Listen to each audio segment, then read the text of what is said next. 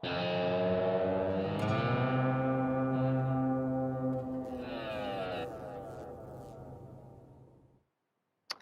to the Real Vision Daily Briefing. It's Wednesday, July 28th. I'm Jack Farley, joined by Real Vision's Weston Nakamura. Today, all eyes are on the Fed and Fed Chair Jerome Powell, who spoke at the conclusion of the FOMC meeting, Federal Open Market Committee. They made a lot of announcements. A lot of financial journalists and macro hedge fund managers are trying to parse every word of his speech. We will be doing the same. Weston, who is joining us, he is also going to be updating us on his trade of shorting Chinese tech stocks and going long American tech stocks since he made that recommendation, or he shared that with us on Real Vision Daily Briefing a few weeks ago. Obviously, that trade has performed phenomenally well. And lastly, of course, we will be talking about part 3 of Cathie Wood's interview with Kirill Sokoloff on the Real Vision Essential tier. Weston, welcome to the Daily Briefing. It's great to have you back on. It's an honor to be here with you, Jack. The honor is all mine, not only because of that trade, which we'll get to in a moment. But first, Weston, let's start out with Fed Chair Powell's speech at the conclusion of the FOMC meeting. There was a lot to analyze. The Federal Reserve announced 2 standing repurchase facilities, which many were anticipating. And they also emitted some taper talk, which we can get into. What were your thoughts on the events today? The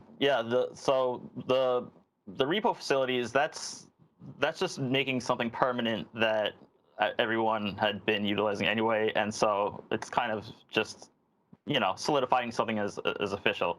What I thought in terms of language, and literally language, that was interesting is that, so in the post, I don't want to call it post-pandemic because we're obviously still pandemic, but post immediate emergency era of pandemic, and this sort of inflationary era that we're in, the Fed has been using 2 specific, very purposeful phrases. One is transitory, the other one being substantial further progress.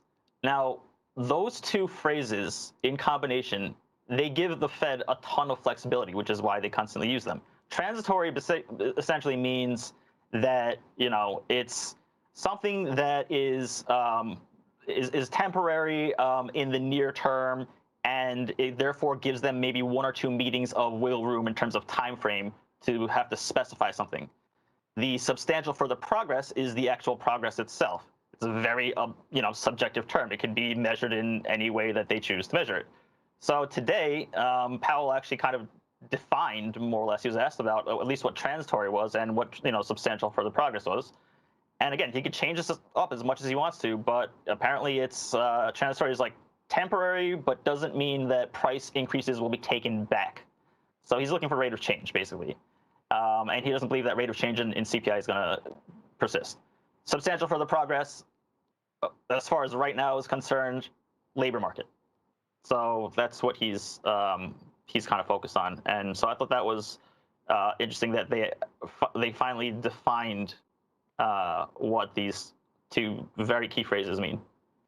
Yeah, just going back to the standing facilities, there has been a lot of talk about reverse repo, which is when the Fed actually lends treasuries or other collateral, like mortgage-backed securities, into the market to stop rates from going down, way down, or perhaps even below 0.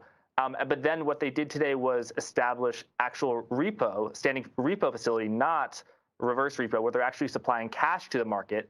And Powell referred to the rate of 25 basis points, which is well above where money market rates are now, as an out-of-the-money rate. And I liked how he sort of used that term from the options world to indicate that it's kind of a ceiling of where they want the overnight rates to be, at least for now. And of course, the $500 billion is the maximum that they can do per day, which is an absurdly large amount of money.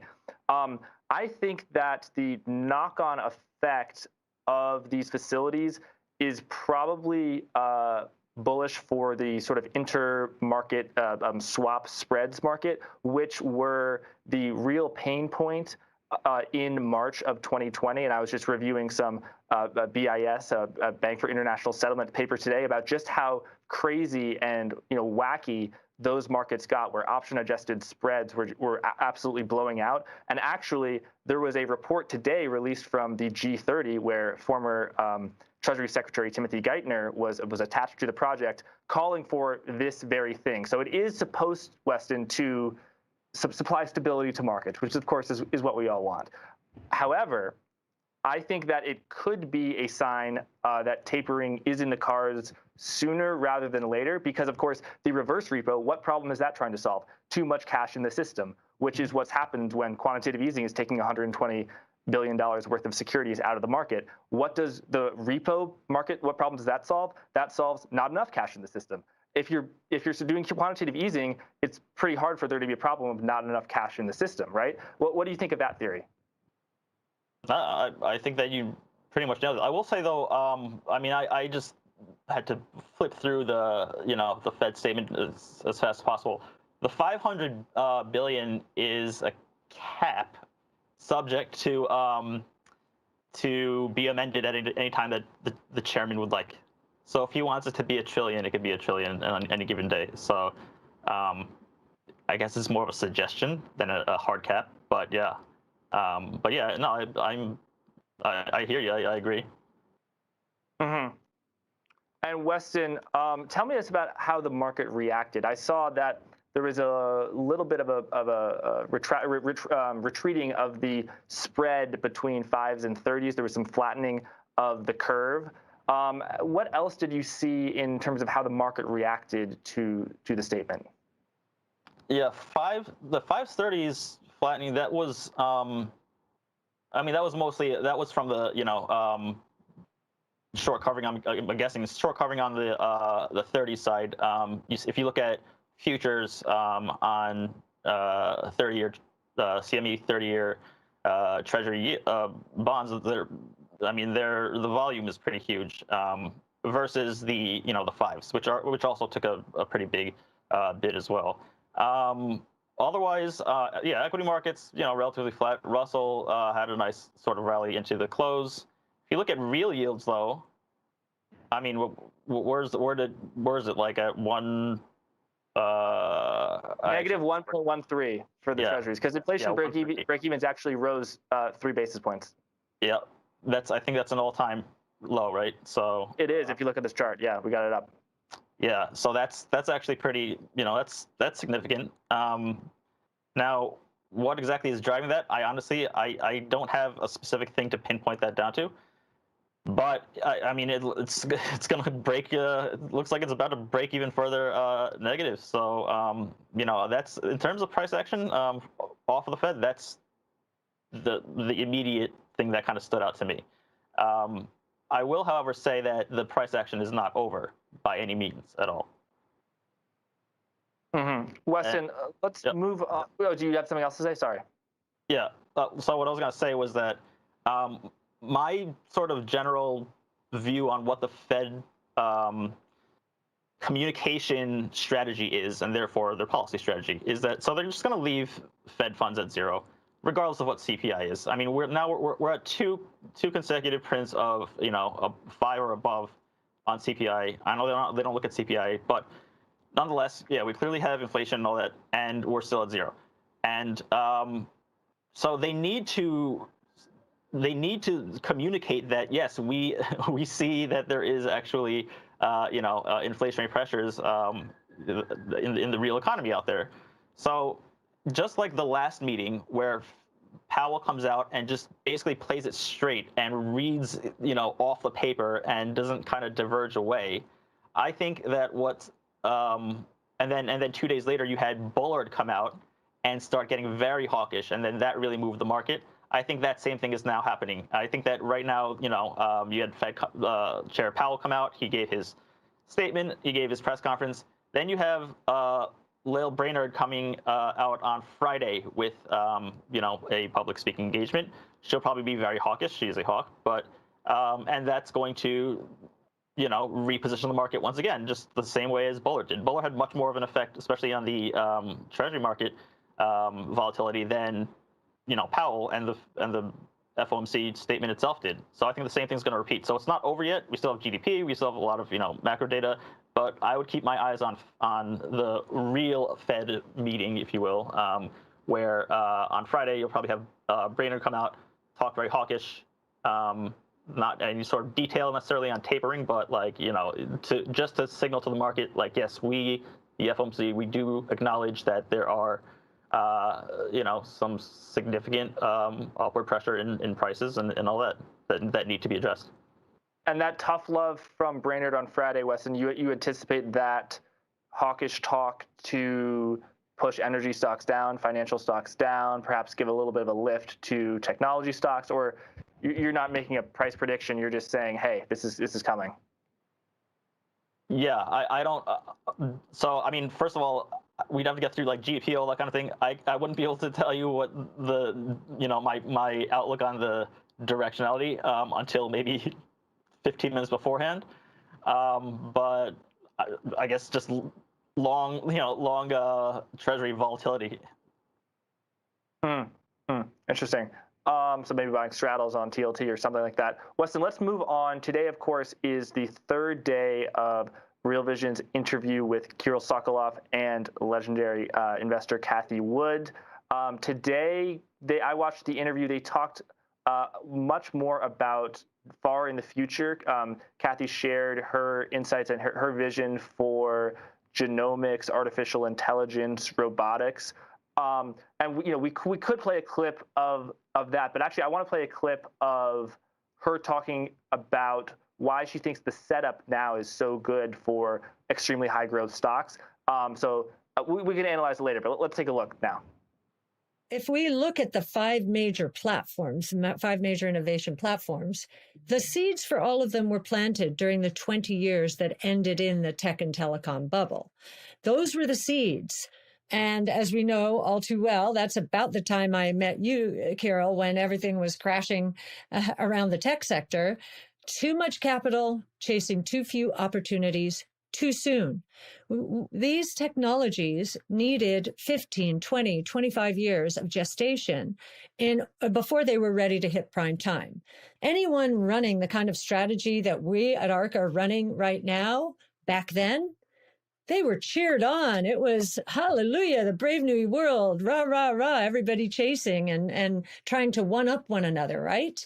Today, we're considered such an odd duck, just at the time all these seeds are ready to flourish. So, of course, that can be viewed only on Real Vision on the Essential tier for Essential members and above. Weston, what did you make of this? Cathie saying that all of this technology, it wasn't ready in 2000, but it's ready now. It needed that time to gestate, but it's been gestating. What are your thoughts? Yeah, that's been her message. It's been her actions with her investors' capital put to work. Here's what I'll say about this. This series with Cathie. I think it's very, very timely because obviously she's on. She makes a lot of public appearances, but in terms of the timeliness of it, first of all, you had the Tesla earnings. I know it was covered at the Daily Briefing a day or two ago, but Tesla had a very strong quarter, obviously. 10% of the ARC funds, largest portfolio weighting. So that basically gives her, it draws the criticism that she's basically this bull market fund manager who's just almost like a Dave Portnoy, stocks only go up, buy the dip type of person. And frankly, she really blew up in AUM post the March 20 crash. So she's never really been tested as a risk manager and all that kind of thing. And yeah, you have diamond hands with high PE names, but what happens when, the things hit the fan? Well, if you actually look at what's happening in China, for which she has significant exposure as well, it actually shows that, no, she is not some just bull market fund manager. She actually is a pretty, in my view, a pretty brilliant trader and risk manager. So she had a ton of exposure to, a lot of Chinese tech names, the very ones that just got smoked over the past month or so. And just recently, her analyst has been on record saying her China or her Asia innovation analyst was saying about the business fundamentals and the kind of long-term outlook and all that is unchanged regardless of the regulatory sort of shifts that are happening. Shortly thereafter, though, Cathie Wood started just dumping all of her China exposure very aggressively, taking multi-billion-dollar size holdings in names like Tencent. It's like 8-9% of allocation down to zero, against her own views and her analyst views, because she's indeed able to put aside what you just played, that clip, and those sort of core views that she has, and she's able to put that aside and look at, market fundamentals, stock price fundamentals, and she's able to get, cut out of names that, Tencent, she got out of it that fell like 20% shortly thereafter, saved billions of dollars for her investors, and she's doing this very much publicly. Like, if she doesn't get that order done, it's going to be printed at the end of the day, then it's going to be front run the next day. So, I have a tremendous amount of respect for her risk management capabilities, her trading capabilities, and what this shows is that no, she's not some buy and hold and diamond hands Tesla person. It actually gives a bull case. Not that I'm bullish Tesla, but it solidifies her bull case, because it shows that if the price fundamentals change and work against her, she will indeed cut out of positions. So the fact that she's still holding the Teslas and whatever other very high PE names long, it shows that she believes that there is, she's considered all these sort of risks, and she still remains long. So Weston, you're saying that she has shown her not just the ability, but the willingness to pair her holdings in stocks which she is not thrilled about, like her China stocks, which she cut at a very opportune time. So because she's shown this willingness, she's not so much of a diamond hander, my ideal holding time is forever, despite the fact that she has said that she has a very long-term view of 5 or more years. So you're saying that if she weren't so bullish on Tesla, she would have sold it by now. That's what you're saying, right? It's exactly what I'm saying. And the fact that she hasn't means that really solidifies the long case that she has for Tesla. Yeah, so that was remarkable timing by Cathie Wood. I really can't think of anyone else who has, had a knack for finding, there's some trouble here in China. Well, actually, the only person I would say, Weston, is you, because you, on your last appearance on the Daily Briefing, I believe it was 2-3 weeks ago or something, you said, Jack, I've got a trade I've been working on. I posted it on the Real Vision Exchange, which, by the way, for the people at home, you should definitely check out the Real Vision Exchange. Weston Nakamura and Peter Pinkosov are posting some wonderful things, as well as, of course, the Real Vision community. So you posted you were short CQQQ, which is essentially the Chinese NASDAQ, Chinese tech, and long QQQ, or the NASDAQ in America. And I actually, Weston, I was giving you a little bit of grief. I'm embarrassed to say. I was saying, Weston, you say that they're correlated, but what if one position goes against you and the other doesn't? And, it's like long-term capital management, because I read this book, a few years ago, whatever. Weston, I could not have been more wrong. Let's actually put a chart up of QQQ versus CQQQ. You absolutely have nailed this, Weston. Your position, you're what, up like 22, 23%? Well, so I was an earlier, but from the time I posted it, yeah, so it's 24%. I closed it yesterday at the open. Thank goodness, because it gave back. Yeah, so this chart's up, so people can see it. Yeah. Yeah. So it's basically, yeah, that chart is as of going. That chart is as of going into yesterday's cash open, in which I said it's now time to take profits on this. Because of the fact that we're heading into FOMC, we're heading into earnings with a lot of these names that make up the constituents of the Qs, and the fact that you can have headline risk coming out of China that can potentially reverse things, which is exactly what you got, and shorts cover and all that kind of thing. And so as fast as Q's, the CQQQ, the Chinese tech index, as fast as that dropped, it can reverse, and that's exactly what happened. So, so my exit from the trade was yesterday, mostly cash open. Basically get half of it done by the end of the day, get 75% of it done by the end of the week. But yeah, that was a good lucky trade. basically what that was is the objective is like, so I wanted to be short Chinese tech, but like I said, shorting anything just outright is not something that is appealing at all. There's nothing appealing about limited upside and unlimited downside to me. I don't care what it is. So what I did was instead of just shorting single names, which have, again, headline risk that can squeeze like in your face, I'm using sector ETFs. So QQQ for the NASDAQ 100 for US tech long, and CQQQ. This is basically Chinese tech. This is US listed.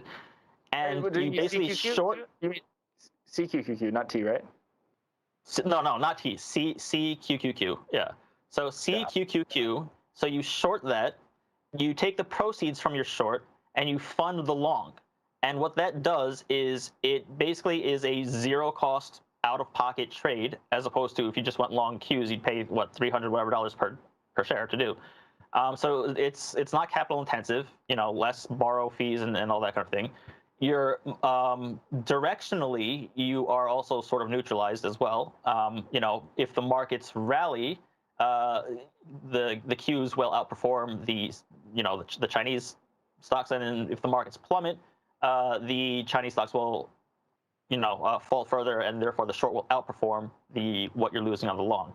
And so it's just a kind of a, you minimize the volatility, and seems like a very sort of easy, straightforward way to express the short, China thesis, because it was like, this is not going to end here. There's going to be more and more coming.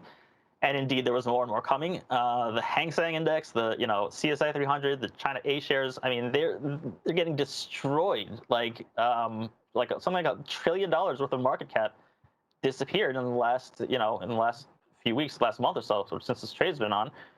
You have names like Tencent that are having their worst days since like the crisis and all that. And so so the trades worked out really well. And also, if you were just long the Qs, for example, if you're just long NASDAQ, you would be like, midway through the month, you'd be up, maybe 3-4%, which is fantastic for like, just an index. But then ask yourself on, the Monday, I think it was like the prior Monday, when everything was in the red, and you were looking at NASDAQ down 2.5%, would you have potentially exited the trade then? Like psychologically, that's kind of tough to look at.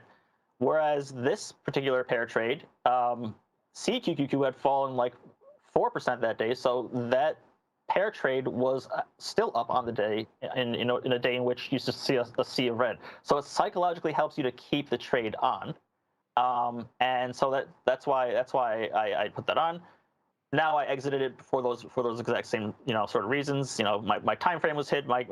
The reasons that I wanted that I was looking for, those were realized, and there was an uptick in like NASDAQ vol, for example, implied vol through 20. And a myriad of other reasons, and that's why I was like, okay, you know what, this is a lot in like 3 days, like up, double digits.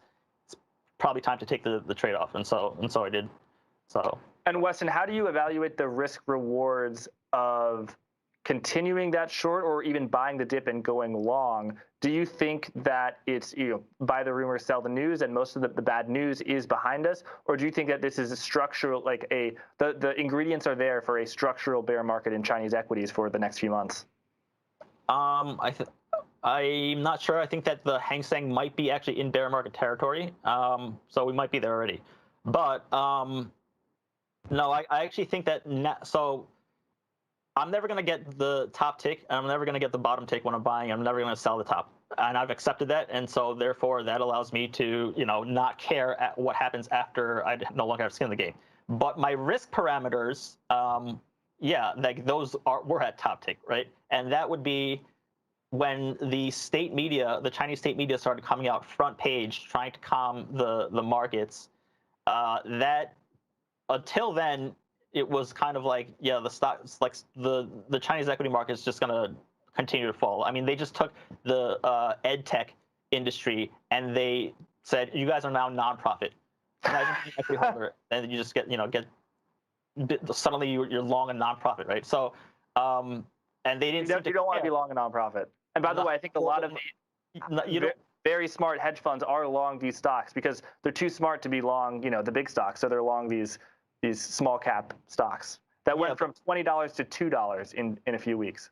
Yeah, and you have what if you're an analyst and you have this whole fundamental view, and then all of a sudden you're told that net profit can't do it anymore. So the whole thing is that in 2015 in August, it was a very different policy response. Even leading up to the yuan deval in August 2015, which caused global volatility cross asset. Before that, CSI 300 and all that, the Chinese were trying to manage propping up the market and failing miserably at doing so. This time, they don't seem to give a damn about equity holders and their positions and anything like that at all. So that's what really gave me conviction to want to short Chinese equities, but still maintain upside in U.S. equities. But once they came out on state media talking about stabilizing the market, now the dynamics of how I look at the trade have now completely changed, and that's why I'm out. And so I think that you're going to see volatility. You're going to have downward pressure, but you're going to have short covering, and that's a really choppy market and a very tough one to trade. And I don't know that NASDAQ at near all-time highs, with the potential Brainerd coming out on Friday to potentially slam the market down, and then earnings that are coming out of Apple that are knocking things out of the park, and that they're still falling anyway, and all that kind of thing, versus a very, very cheap Chinese equity market here. The risk-reward dynamics have totally changed. By here, where do you mean here? When you say very cheap equity market here, you mean Japan? No. The Chinese equity market has sold off significantly, right? So versus, right, yeah. Yeah. And then another thing too is that a lot of people, a lot of U.S. investors and U.S. kind of individual investors and institutional, they think that China is kind of this obscure market to not really have to pay attention to. I would beg to differ. There are, there's $1 trillion worth of value that was wiped out this month alone. That does not come without repercussions. There are funds there are institutions that are long these names that are taking a huge hit, and you also have them in names that you have exposure to. And so if they have to sell something, they're going to have to sell other things as well, especially if they're levered. And so everything is connected, and it's not in a silo. The Hang Seng Index is, this is Tencent, this is Alibaba, this is HSBC. Yeah. These are huge names. So it really is. When people buy an emerging market index, often they think, oh, I'm getting Malaysia, I'm getting a little bit of some stocks in Africa, maybe some Eastern European countries, some New Zealand, but it's 40% China, right? So even if you're not an investor in China, and if you own an emerging market index or a basket, unless you own something like the Freedom ETF or FRDM or something, which invests only in regimes that it doesn't invest in regimes that they deem are not respectful of human rights, you are invested in China.